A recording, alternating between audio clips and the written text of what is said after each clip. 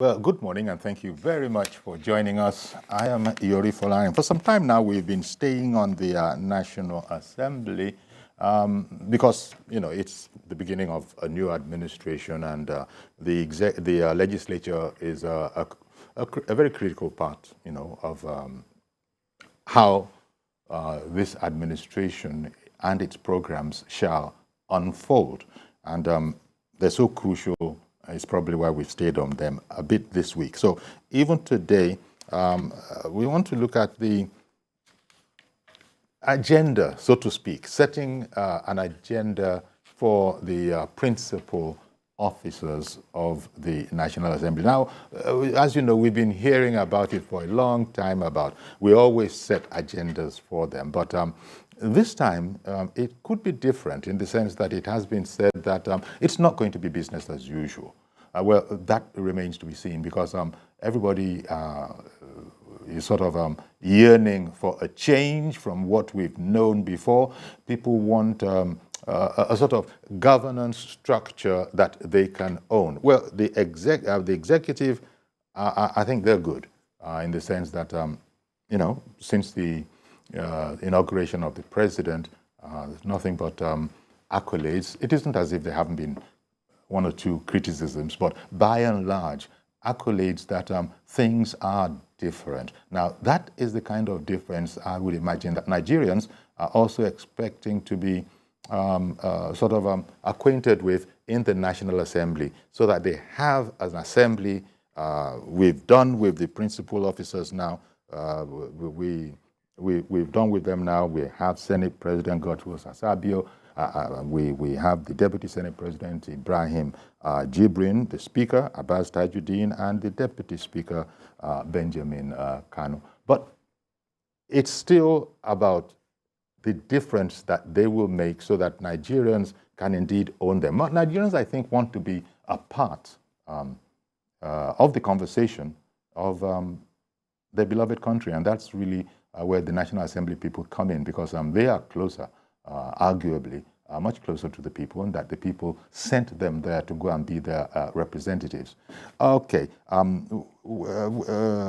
public affairs analyst, Ken Okolugbo, Sir Ken Okolugbo, joins us this morning to take a look at this subject matter. A fine morning, Ken. Thank you very much, Uncle. All right. Thank you very much for making the time for us. So as I was saying in there, Nigerians know where we've become familiar with the right things to say, the right things to say when we come to this kind of a thing. There must be balance, and there must be this, and there must be that.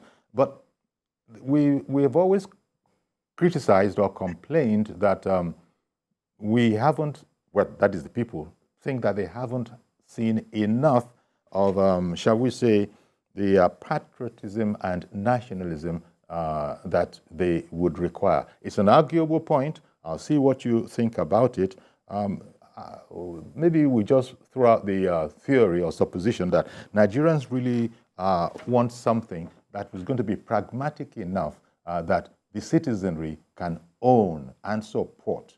But what's your thought on setting an agenda for the presiding officers of the National Assembly?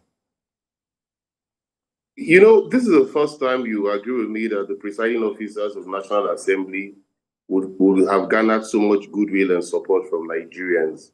For the first time, we had a situation where the ruling party did not only zone the positions of the presiding officers, but actually named individuals who were going to take up those positions. Tajuddin Abbas had a roller coaster. He had only 6 people out of 360 members not voting for him. And so he garnered a lot of goodwill. In fact, all the members of the opposition voted for Tajuddin Abbas in the House of Rep. If you look at the Senate, it was a healthy competition. Yari gave Akpabio a run for his money. And eventually, Akpabio prevailed. And if you also see the agenda Akpabio has set out for himself, he has said he's not going to be a rubber stamp chairman of the National Assembly. He has also said that Nigerians should look forward to a situation whereby they will engage the executive, not being confrontational, but fashioning out programs and policies that will be beneficial to Nigerians. And one of the key things they must first of all do before the agendas is setting up the principal officers. After you get the presiding officers, you have to have the principal officers from both the minority party and the majority party. You have to have the leader of the majority party. You have to have the chief whip. You have to have the deputy chief whip. You have to have the deputy majority leader. You have to have the minority leader. You have to have the deputy minority leader.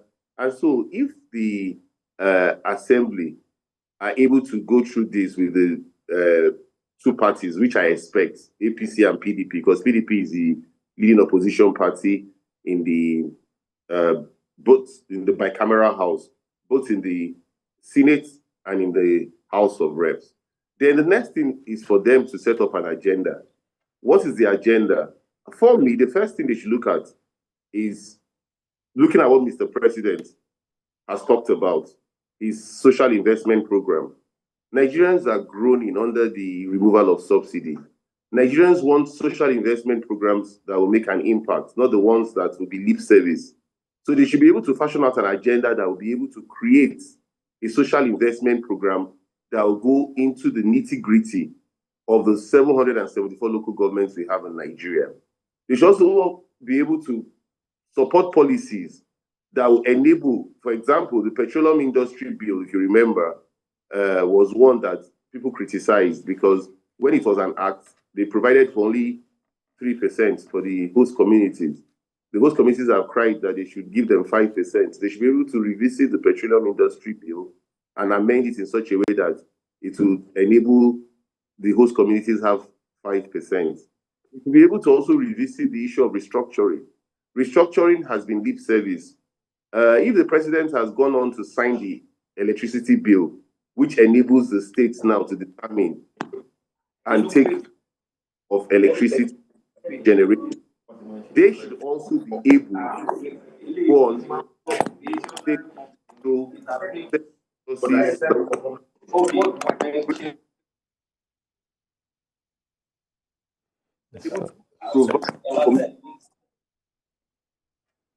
Sorry about that. It does appear that there's a feed bleeding in from somewhere. I think, Ken, can you still hear us? I hear you very well, but it looks like I'm hearing some noise from your studio. Yeah. We're on that. Some sound is bleeding in. So sorry about this. But please go ahead. Please go ahead now, Ken. Okay. Committees that will not be ad hoc, committees that will be substantive. These committees should be such that they will have an effect on the economy.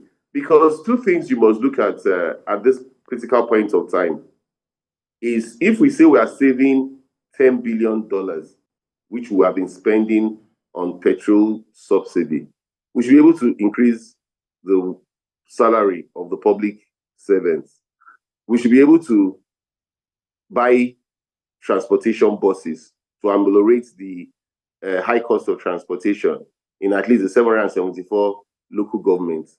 We should be able to also give money to, the poorest Nigerians we have seen is over 100 million, and they say they have a list of 50 million, which was why the last government wanted to borrow $800 million to give at least 5,000 naira. 5,000 naira, I don't believe is anything significant. That is about 10 liters of fuel, giving 5,000 naira a month. So we should be able to give something that is substantial to the poorest Nigerians, which would be nothing less than at least 10,000 naira, I believe, yes, to the poorest Nigerians at the situation of the economy. So the National Assembly is going to be able to support these policies. So if the National Assembly supports these policies, Nigerians will now also embrace the National Assembly and will stop criticizing them for taking a lump sum of the budget, which has been the impression they have had of the National Assembly. Well, when you said the Senate president has said that he's not going to be a rubber stamp, he's not going to be presiding over a rubber stamp house, because after all said and done, it's not just the Senate president. There's a sense in which he's a primus inter pares. there are other people too, and it is their vote that will be reflected. So yeah, he can do a lot towards, persuading them to arrive at a given position. But this again, there was a lot of strife and contestation as we were even coming up with these with these presiding officers. There was a lot of that. It has quelled now. Even the president has said that, it's now time to come together and work for the country. For example, in the midst of these difficulties that Nigerians are going to have to be contending with that you were speaking about, the electricity people thought that this was a good time to come up with their own idea. Happily, we've heard that, as a matter of fact, they haven't got the nod from NERC yet. So, now everybody seems to be backtracking that. If that hadn't happened, I imagine this is the kind of thing that the National Assembly, for example, as just one isolated example, would have had to, say what is now being said, that never mind what's out there, we don't know how it got into the public space, but it's just not going to be bearable. Those are the kind of things that hopefully the National Assembly, that will sort of endear themselves to the people that, look, we're not just going to be disagreeing for disagreement's sake, but the Nigerians should be able to depend on us that whereas we are party men, whereas we are loyal, whereas we're working in partnership with the president, but still we have to listen to what the people are saying as represented by their members. Hopefully they will. Do you think that's something that we can look forward to? Oh, yes, because the resumption date is July 4th. And by the time they resume, they're going to look at the bills that the president has signed into law. They're also going to look at the bills that were not signed into law by the Ninth Assembly. Those bills they think that are very important, they will have to represent to the president because government is a continuum. And those bills must have gone through first reading, second reading, third reading before being passed into law and before being sent to Mr. President. So what we believe is that, like the issue of the electricity you just talked about, the states have already been given a license to generate their electricity and send it to the discos. So I think it's going to, they've given teeth to the states, and it's now decentralized. When you decentralize electricity generation, it will be difficult for us to have a monopoly like we have had in the discos. So unilateral increasing your tariffs will be very difficult. So that credit must go to the Ninth Assembly. And so it's also a challenge for the 10th Assembly to say, what other laws are we going to make that is going to be people-friendly, just like we have seen in the area of the discos? Oftentimes we think of the National Assembly, because that's where we see them most active, as between cooperating with the executive, or perhaps, as we had once, perhaps not really cooperating with the executive. But apart from that, they are a lawmaking body. They are legislators. They are lawmakers. So there's the other responsibility of actually coming up with bills, that kind of a thing. And we were speaking about this the other day, and it does require a certain kind of person. So I imagine that, as you were saying, we got to go into the principal officers after the presiding officers. It's going to be up to the very experienced Senate President Akpabio to know how round pegs will be in round holes and that kind of thing. I think it's going to be crucial. No, but I don't think the decision for the principal officers will be up to Akpabio. It's up to the parties. Those are positions that the parties will have to write him about, both the APC and the PDP, which is the leading opposition party. Okay. They take a decision in terms of principal officers. That will not fall under. Okay. So what you're saying is that the principal officers won't really have, the parties would have decided that very much as the parties, showed an interest in those that emerged as the principal officers that we're talking about. Precisely. The parties are also going to be interested in, these other ones. The position of principal officers is their right. It's the right of the party. The party decides the principal officers. It's the presiding officer that can be decided on the floor of the Senate and the floor of the House of Rep. Yes. The principal officer is decided by the party, and it is the party that decides who becomes the majority leader, who becomes the minority leader, who becomes the chief whip, who becomes the deputy chief whip, who becomes the minority whip, and all the others. And you know, the last time, especially when we were coming up with the presiding officers, you know, there were complaints from certain sides that, look, even if we're legislators to be at the time, as they were then, legislators they elect, some complain that they weren't consulted. And that's all about, yeah, but there are members. Yes, it's the party, but we are members of the party, and this concerns us. That complaint was made, but we saw the result of that. The party still held sway. That's pretty much the way it's going to be, isn't it, when it comes to this?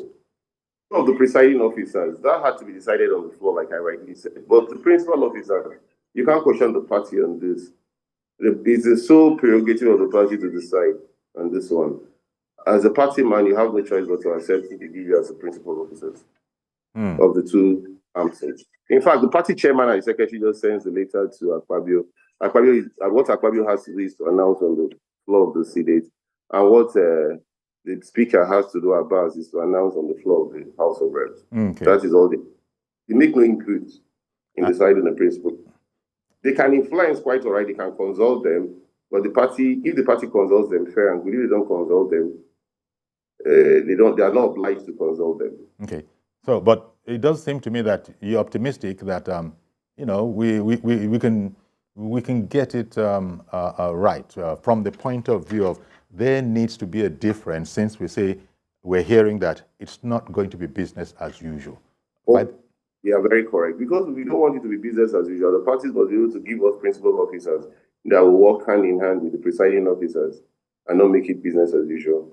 Because we're dealing with very, very important matters here. There are matters of poverty, matters of hunger, matters of insecurity. These are places. Yeah. These are places where they're going to have to pay particular attention and treat with the utmost dispatch, I imagine. Especially now that the president has taken very bold decisions, removal of subsidy and unification of our exchange rates. These are decisions that they'll have to support Mr. President on, because whether you like them or not, Nigerians are groaning in pain. Well, they say thing that we have to endure. But how long are we going to endure? That's the question Nigerians would ask at this point. So they have to fashion out policies that will give Nigerians suffer at this point. Because you know what the issue of generation of light is like. Buying, for those who have better pass my neighbor generator, 2 liters of fuel cannot even charge their phone, and that's 1,000 naira. well, thank you very much, Ken. We're going to have to leave it here for now.